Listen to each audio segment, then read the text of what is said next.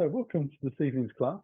I'm going to start in child's pose. I'm actually going to use my bolster underneath the body. So I'm following that, descending that down the line of the bolster, taking the knees wide apart, making sure it's easy to sit down onto those heels. You can still use the block underneath if you needed to, if your knees or your ankles are a bit tight. And the idea is to lay your chest down onto the bolster. So we're going to get low enough so we're supported. What it does is it allows us to be in a slightly different position with the spine in child's pose. So we're working more on knees, ankles and hips and less into that middle back area. The idea is that if we can keep the mid back and lower back feeling free and loose, then it's less of an inhibiting factor for the hips in terms of opening up. Hopefully then the glutes can stretch out nicely and relax into the pose. Now you can turn your head either way you want to, but you want to make sure that your head is going to be resting on the bolster. And hopefully your sort of breastbone wants to be sitting there as well. If you get the bolster in closer, that's fine, not a problem.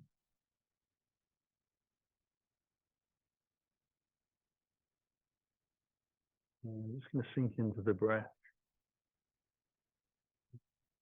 Let ourselves slow down.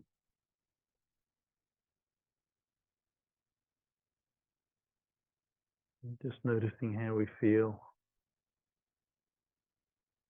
this evening.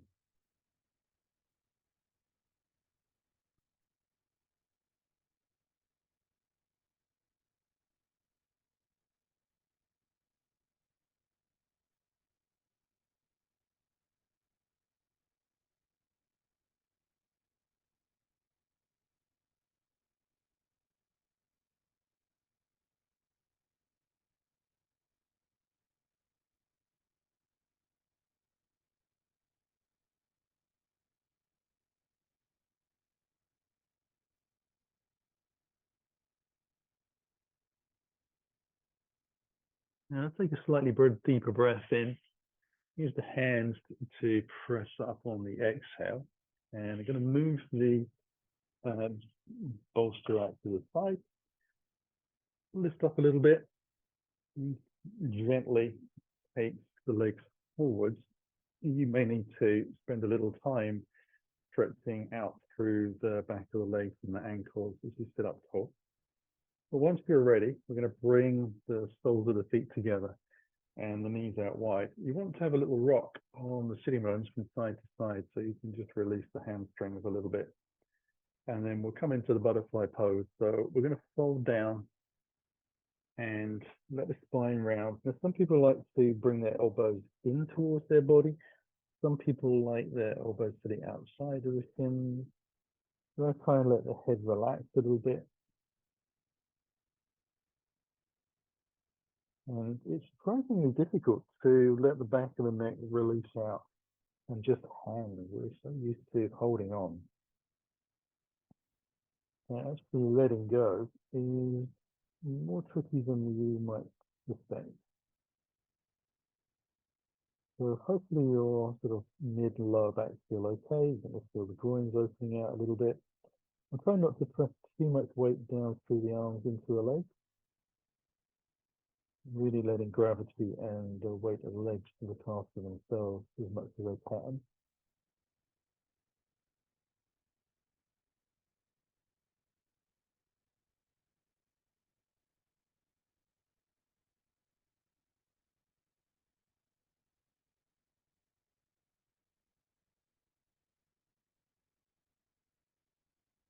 As you would probably suspect, when you lean forwards and compress the tummy, you're compressing the diaphragm and that affects the breath. You want to do your best to get a slow, long, deep breath in, just as long as it would be if you were sitting up straight.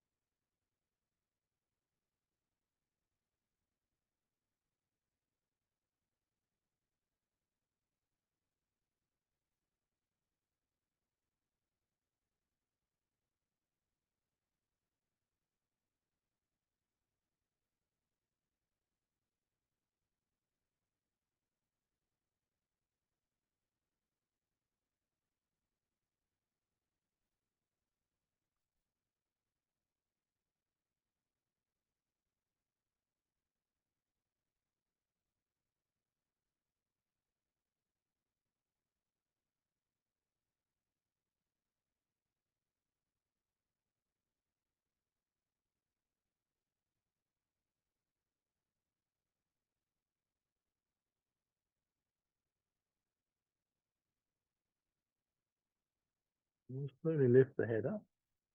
Use the hands to help ourselves move in. I'm going to sit on the block now, and I want to have uh, the strap relatively close by as well. If you're able to get heel to heel alignment and get the shins on the floor, that's great. If you're crossing the ankles, your knees will very likely not be touching the ground.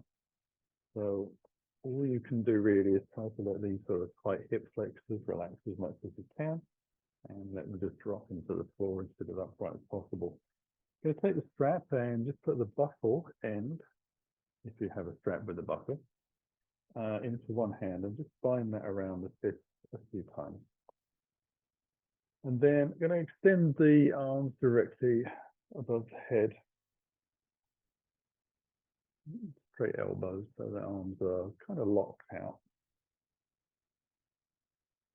I want to try and relax the ribs down. And most times when we come into this posture, the shoulders being drawn back will pull the ribs up towards the sky a little bit. So you want to try and ease them down if you can, so getting yourself into more of a neutral position through the spine,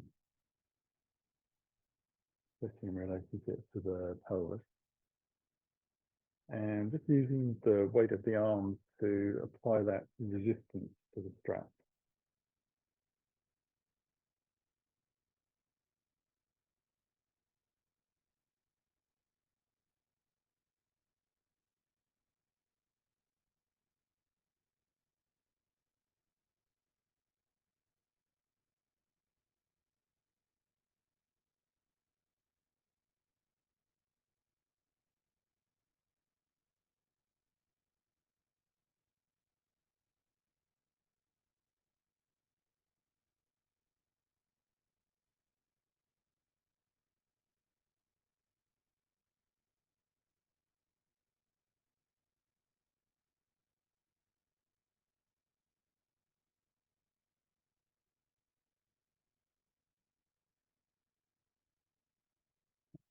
Let the arms come back down again.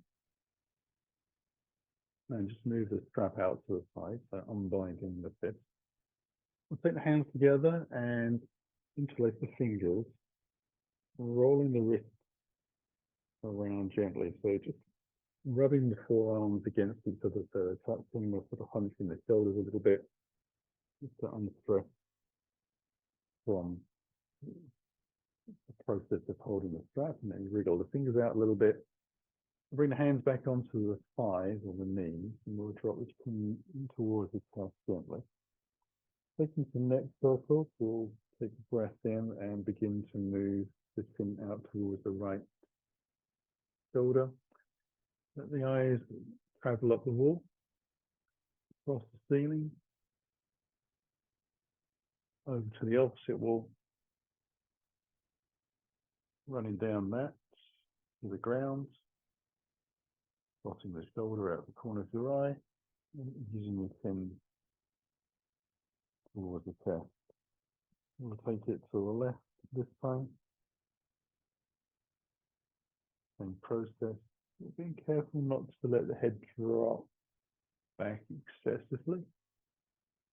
And moving very gently. We're breathing many breaths as we do this.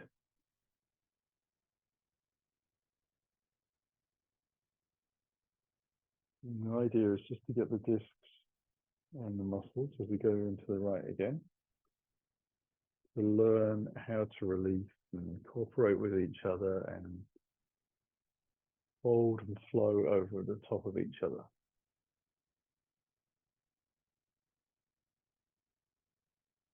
I'm bringing the chin for the last time in towards the chest, lifting the head. Going to take eagle arms. I'll draw the arms out wide and bring the left arm across. Right arm over the top, and a bend at the elbows. See if I can bring the palms together and allow the elbows to just drop in towards the chest. Keeping the hands more or less in front of the eye.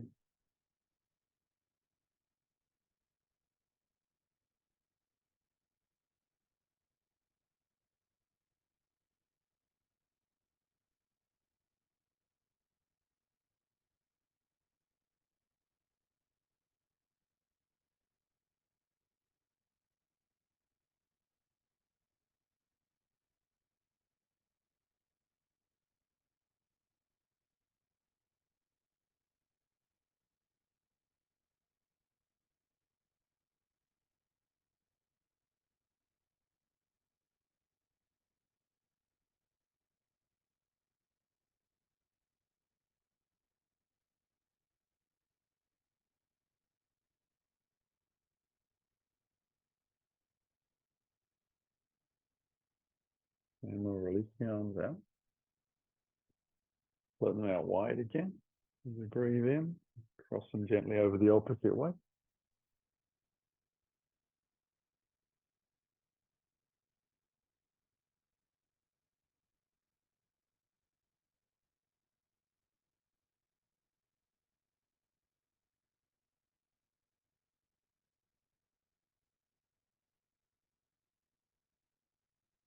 I hope there's a nice sense of the shoulders opening out gently with the breath.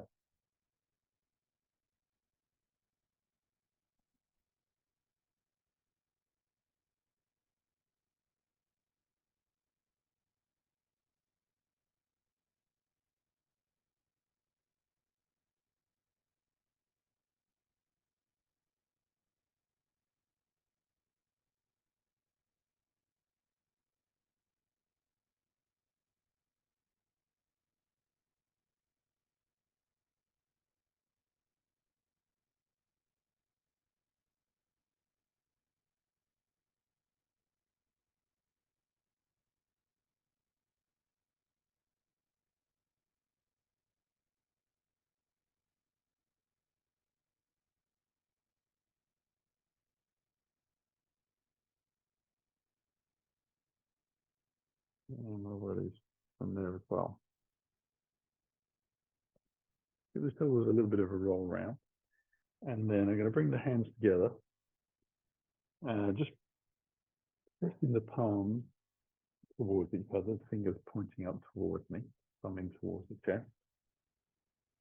Trying to get the closest to a right angle in the wrist.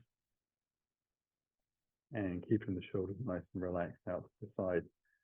I'm going to take a breath and then see if I can start to turn the fingers forward and gradually rotate the fingers all the way down towards the floor. Still keeping the heel of the hands together, that right angle in the wrist, shoulders relaxed.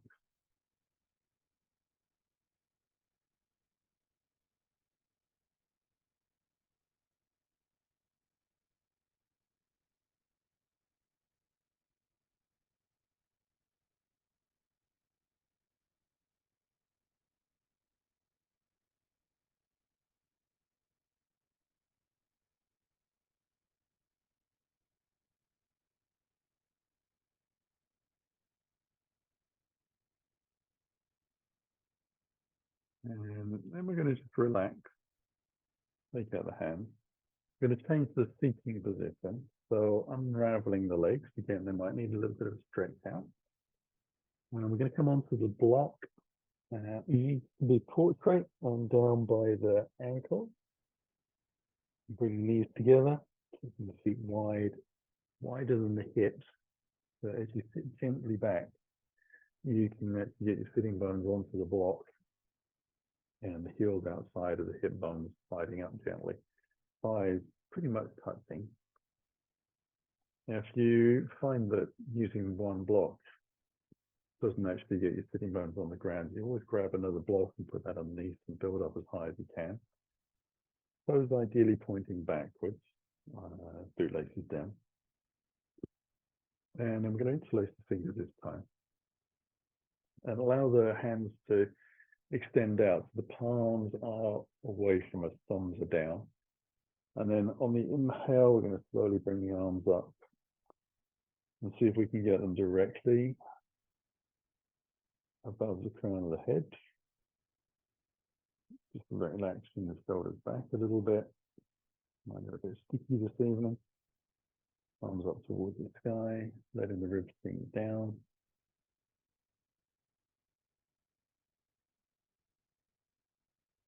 Trying to let the tightness in the back of the shoulders just sort of remove itself gradually. We are fighting lactic acid buildup. So if the muscles are tight, they will start to burn a lot of oxygen. And that will just make the process of relaxing a bit more of a challenge. I'm only going to keep the hands up here for a minute. We're about halfway through.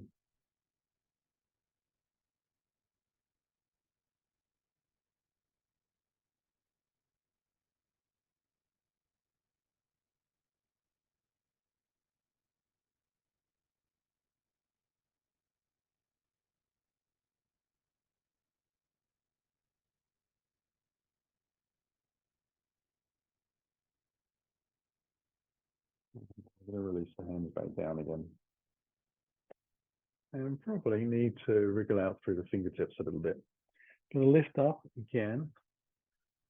And I'm just going to temporarily move the block out to the side. Going to bring the knees together.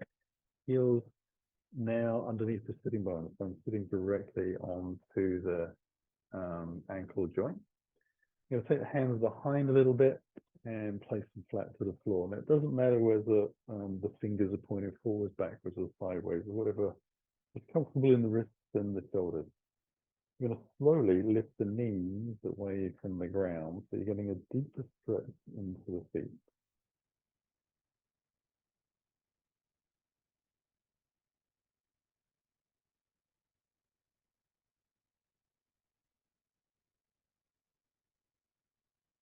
If you do a lot of cycling or running, you'll be surprised how tight the tendons on the front of the feet can be, on the ankles. This is really good posture to work on bringing the mobility back into those joints, those tendons.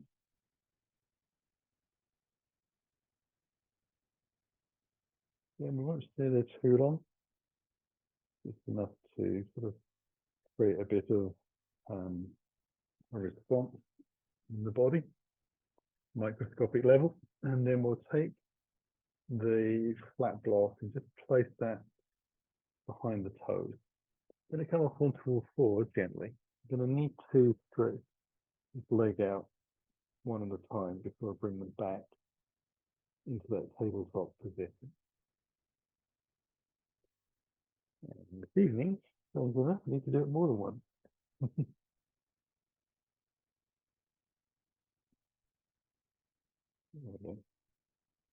We're going to come into a squat. I'll put the toes underneath. And then as I sit back, walking the fingers in, letting the knees lift away from the ground. The idea is to get the heels onto the block. Now, it really is up to you whether your knees are and toes are pointing forwards or out to the side or any combination of that. The idea is to find a place that's easy for us to sit. Now, again, if you find this tricky to be in because of the ankle position, etc., you might find actually taking the block out and sitting on the very front end of the bolster. So again, just having it down the center line of the mat. But most of it will be behind you, just sitting on the end.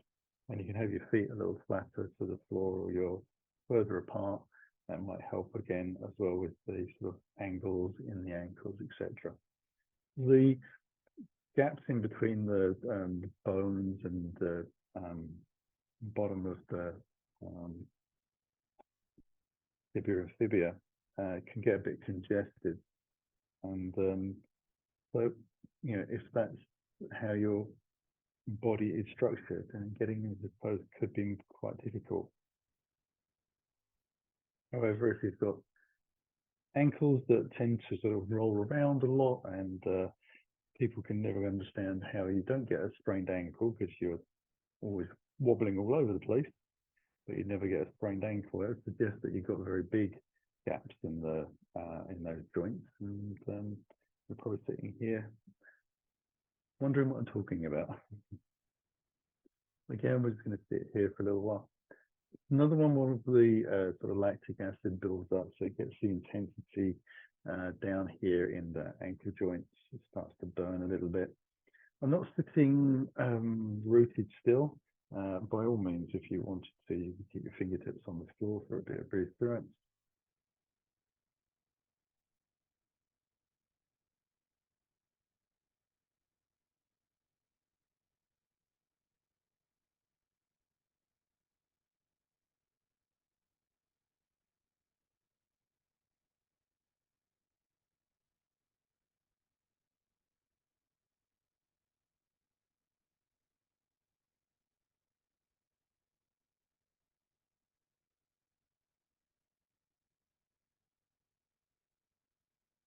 And then it's time to come back out. So just taking the hands behind, and extending the legs out. That feels like a very big release in the ankles and the knees a little bit as well. Just going to windscreen wiper them around a little bit and flex and stretch just to get the blood flow back. And then when they feel like it's come back to normal, I'm actually going to lay down onto the floor. I'm going to keep the block at the back of the mat. I'm going to use that as a little bit of a pillow. I've moved the bolster out to the side about an arm's distance, usually about enough. We're bringing the head onto the block. Adjustment. This is a little bit. The weight band again. And I'm going to walk the feet in towards the bottom and take the arms out wide like a crucifix, palms facing up. Slowly extend the right leg out and swing the hips over towards the left. And then bring the left foot on top of the right thigh. Rotate the hips over towards the right, bringing the right hand on top of the legs as they come. I'm going to release the foot from the thigh. So the foot moves out to the side, so the big toe reaches the ground. So it works with a little bit of a break. Keeping the shoulders flat to the floor. And I'm going to turn the head very lightly towards the left. There's very big rotation through the spine. You might find that you need to wriggle around still a little bit once you've been in here for a while. But generally, we try to be still if we can and just let the muscles relax.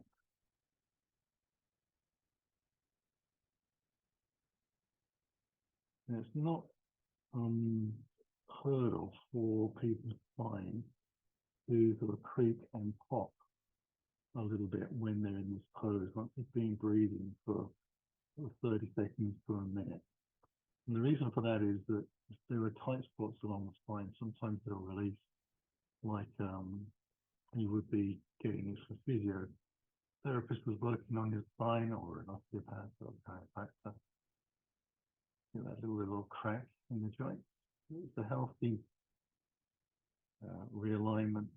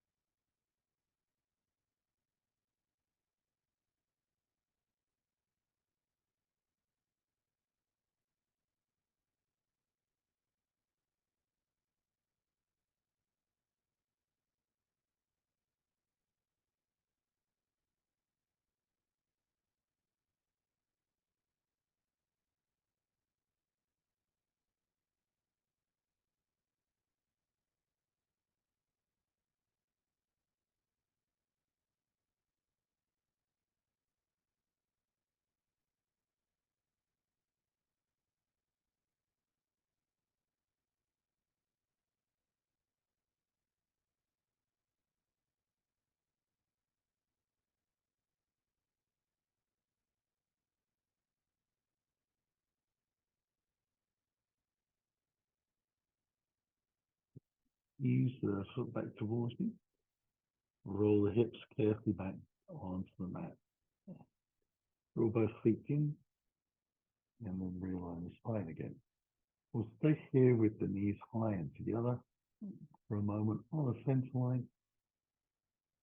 And just so everything sort of falls back into place.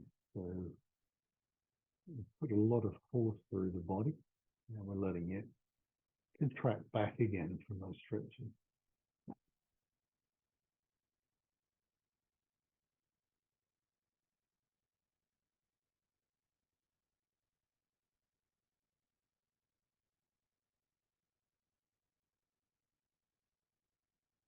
Hopefully you feel ready. We're going to slide the left leg out this time gently along the ground. Move the hips to the right. We're bringing the right foot on top of the left thigh. Rolling the hips over towards the left. And comes on top of the side to help a little bit. Extend the foot out to the side. Find our natural breaking point. And let ourselves Turn the head towards the right this time.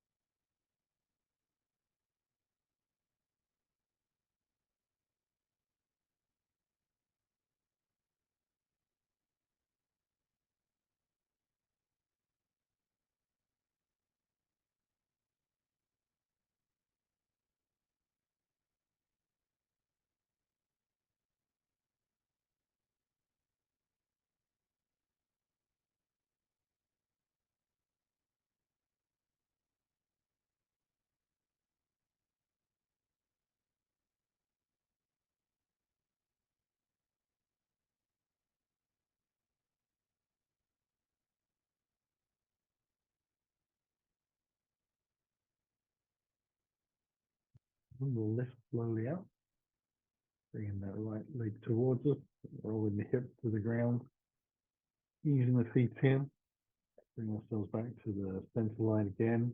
We'll take the arms out wide, wriggle through the spine, knees rocking in together a little bit, so that they're not causing any strain into the groins or the hip joint.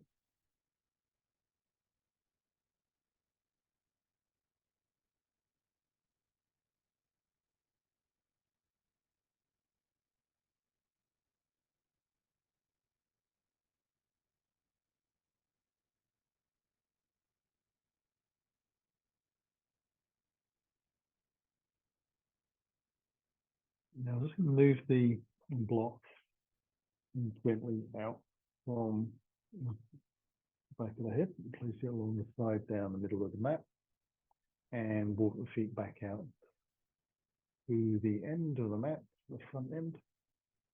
And I want to have the legs together, so toes touching, heels preferably touching as well.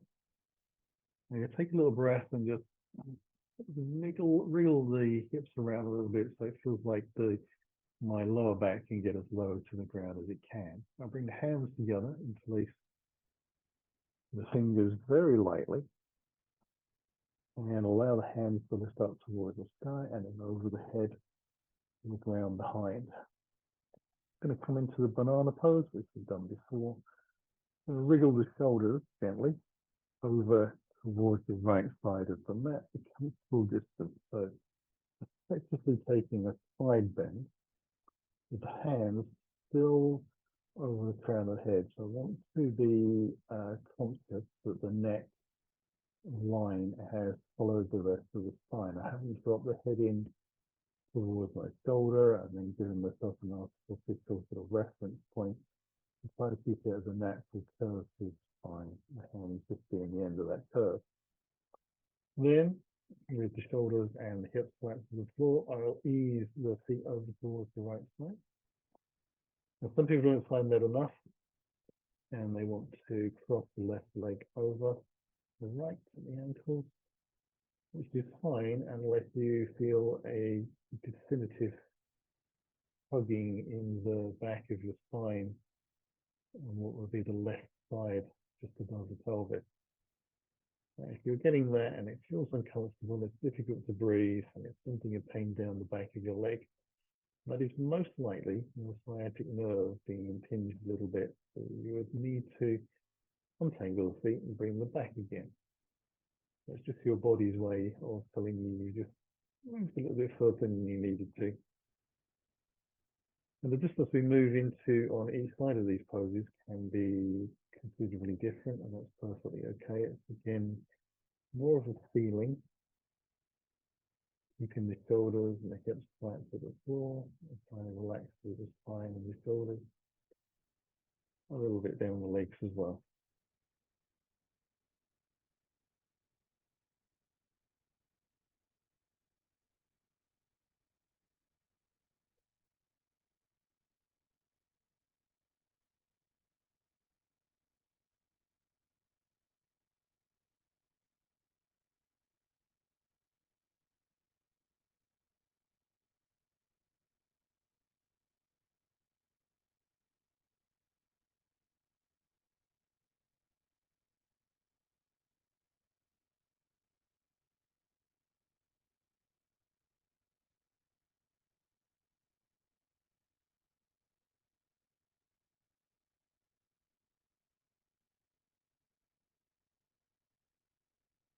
And gently untangle the legs, bring the feet back to where I think the center line might be, one leg at a time.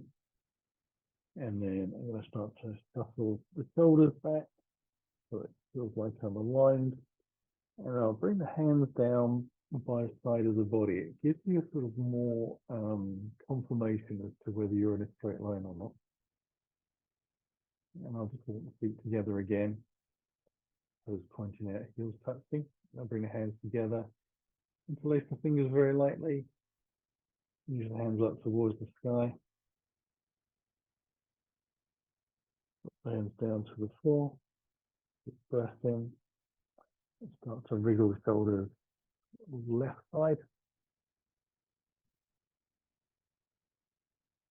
And then when you're ready and you're happy in your spine, using your legs out to the same side.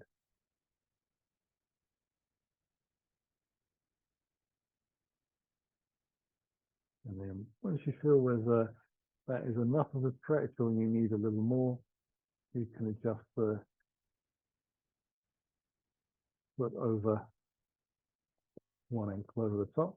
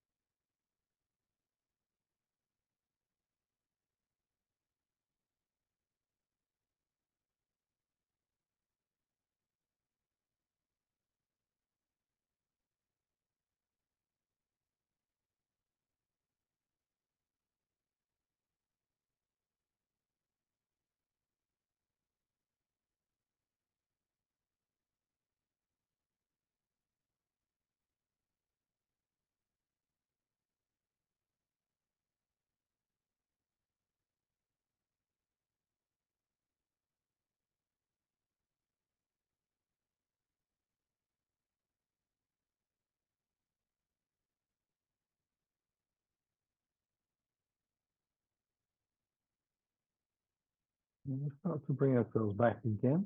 We start with the legs, entangling at the ankles if they were crossed. One leg at a time, smoothly moving back, wriggling the shoulders back to where we think straight line down the center of the mat. And we'll lift the hands up and over and let them down by the side of the body. Again, just giving you a little bit of reference point to work with, just wriggling out, finding what a straight line feels like, hopefully. Then we're going to sit here just for a couple of long breaths. Let the shoulders relax down, the hips on the spine. And then we're going to slide the heels along the ground towards us. Let the knees roll over towards your right side. And we'll take the hands down to the floor. We're going to lift carefully and smoothly back up to sitting. And I'm going to roll those towards the back end of the mat and up onto all fours, facing the front. I'm going to take cat-cow from here, just drawing the chest forward very gently, tailbone up, chest forward and shoulders back.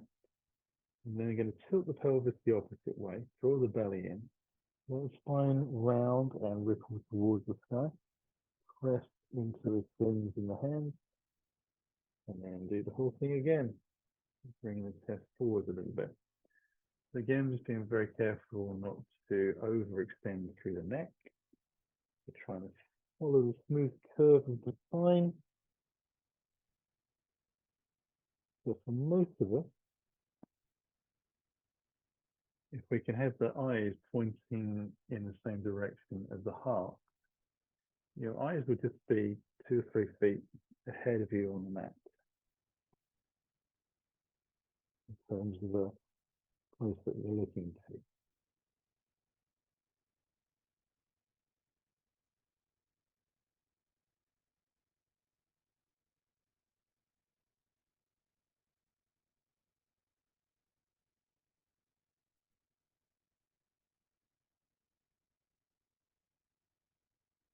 And then we'll come back into neutral and we'll come up onto a fifth. You want to make sure your hands are underneath your shoulders, thumbs pointing forward. And then we're doing cat-cow again. So it just gives us a slightly different feeling in the spine, slightly different emphasis to get a little bit more sort of rounding into the upper back. Just a fraction. We'll take a few rounds here.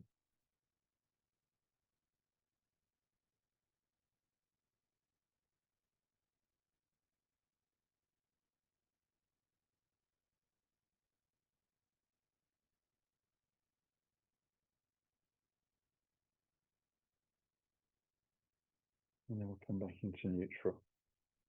Entangling the hands. I'm going to take the knees wide. Sit back down onto the heels.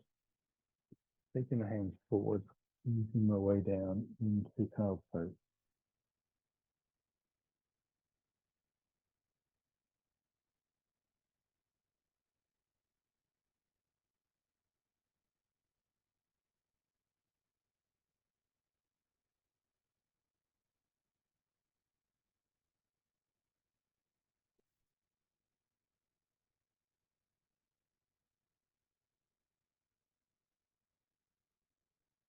Lifting the head.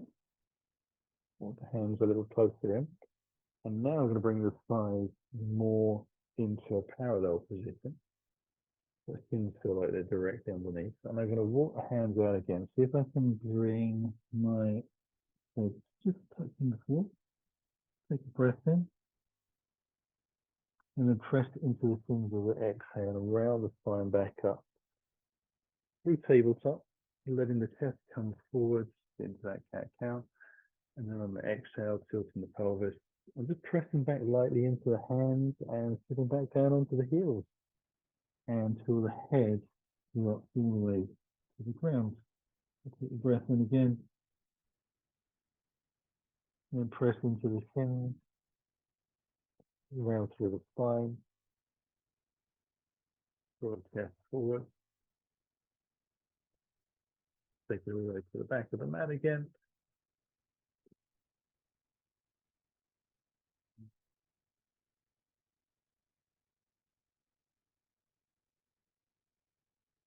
And lift them back up, coming through.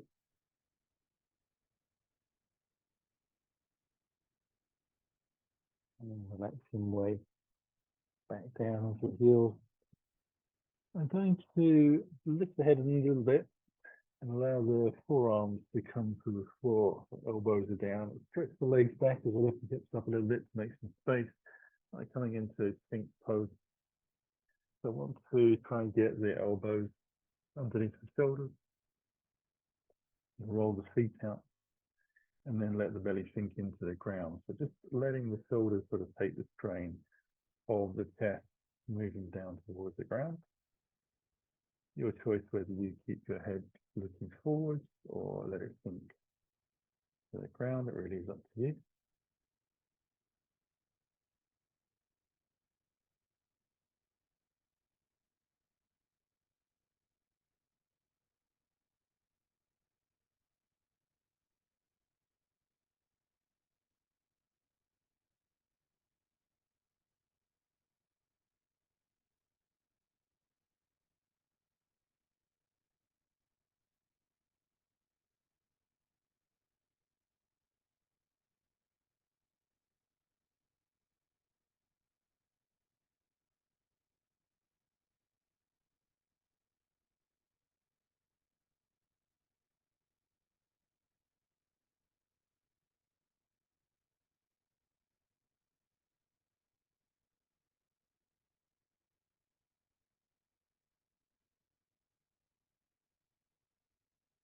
You're going to ease the body down towards the floor.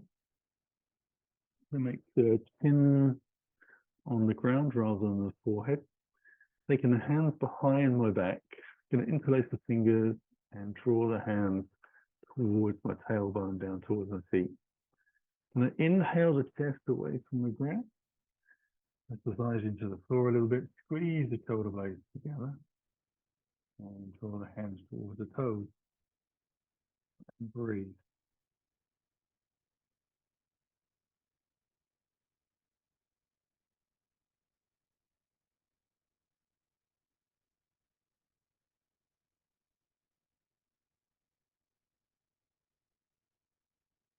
I'm going to take a last breath here. And then come back down again.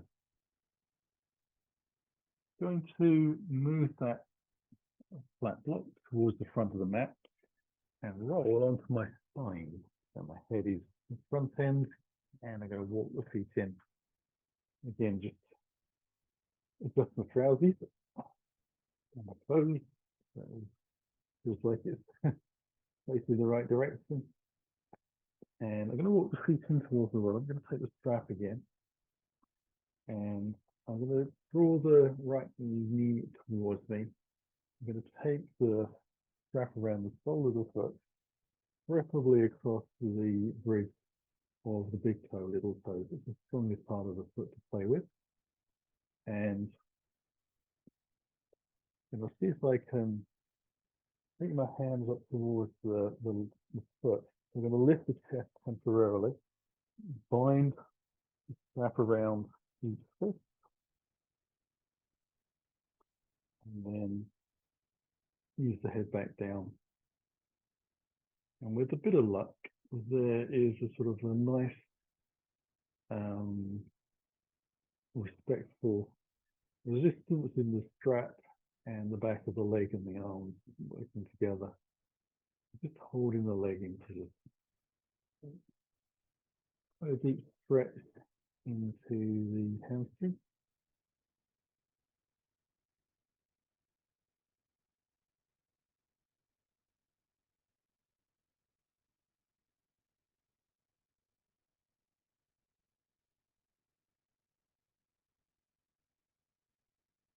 And trying to let that leg sort of sink away from you.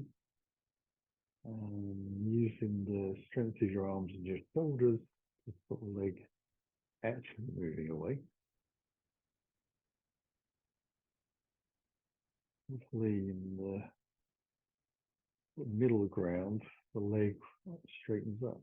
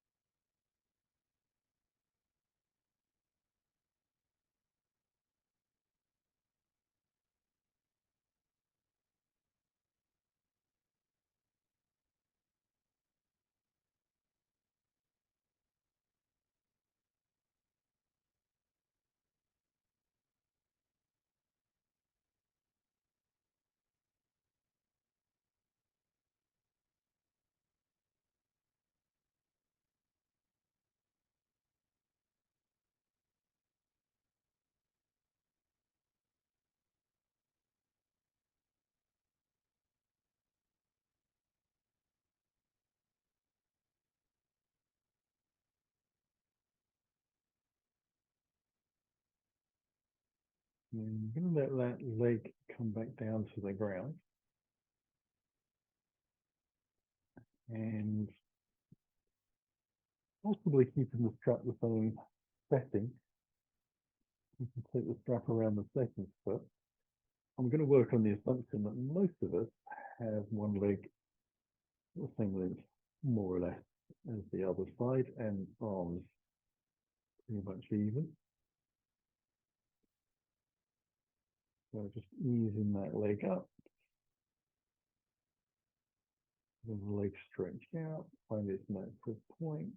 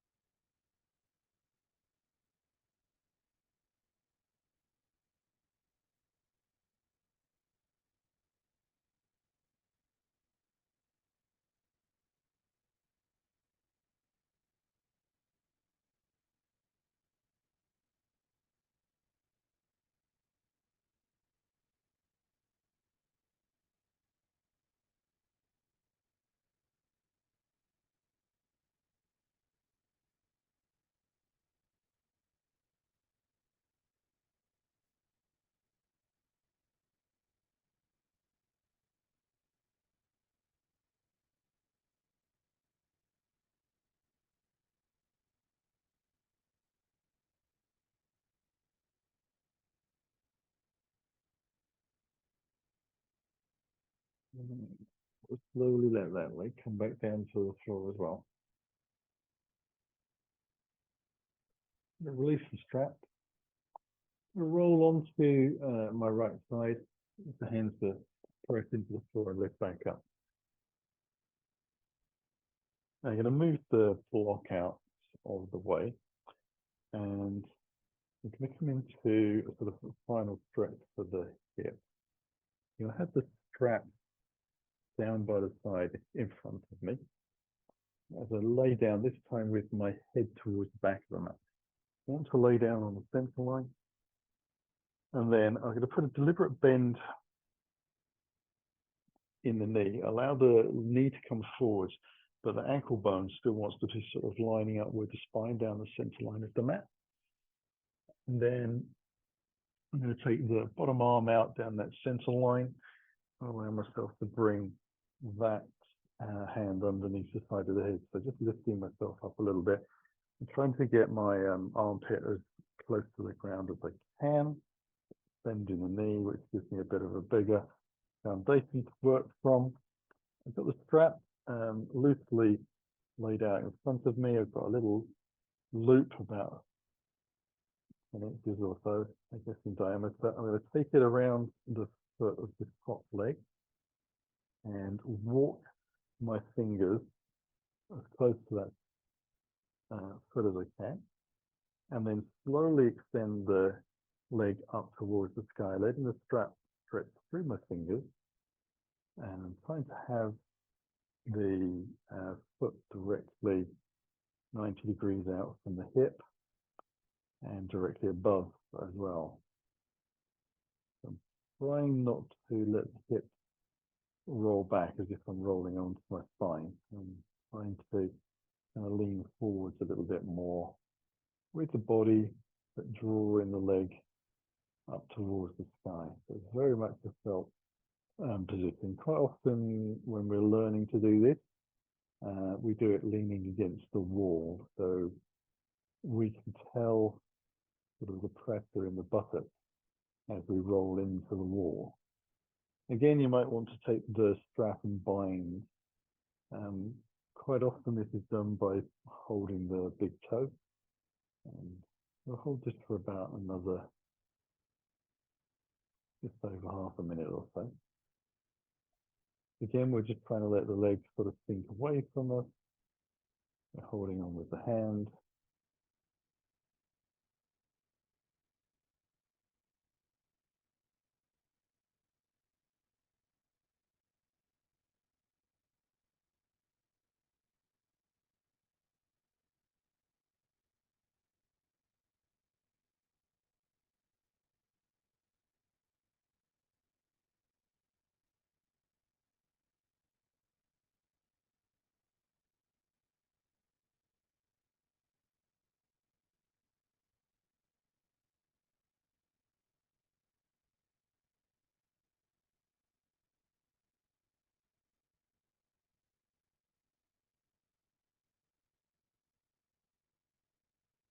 And then we'll bring that foot down. I'm going to change in. Depending on where your laptops are and TVs are, etc., and where your mat is, you might want to just roll over to the opposite side. It depends where it was. I do it mostly so that I can actually see the clock. Again, we want to be sitting on the center line. I'm going to bring the ankle to that position on the center line, so a nice deep bend in the knee. Get the bottom hand out, and the hand underneath the side of the head and the ear, and then have my little strap ready. Gonna go fitting for a foot. Wrap my hand as close to foot as I can, and then slowly extend the leg out, and sort of leaning into that front lower knee whilst taking the leg towards the mat behind us, I guess you could say.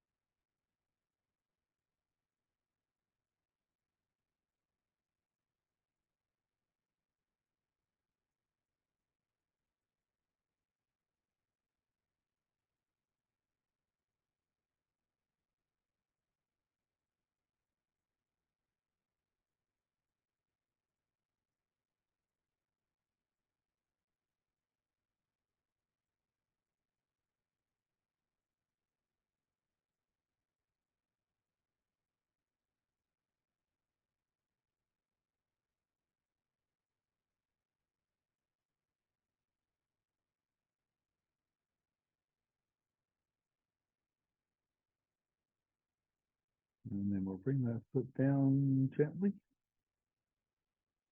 Come into our last posture. Savasana. Going to take the block again underneath the back of the head. We've only got a couple of minutes in Shavasana this evening, so I wouldn't be bothering about moving the bolster underneath the legs at this point. I would just simply take the feet out to the corner edges of the mat, let the hands come down by the side of the body, palms facing up. Have a nice little wriggle out through the body, all the way from the crown of your head down to your toes, taking through the thighs, the buttocks, the hips, along the spine, into the neck, down the arms, into the fingertips.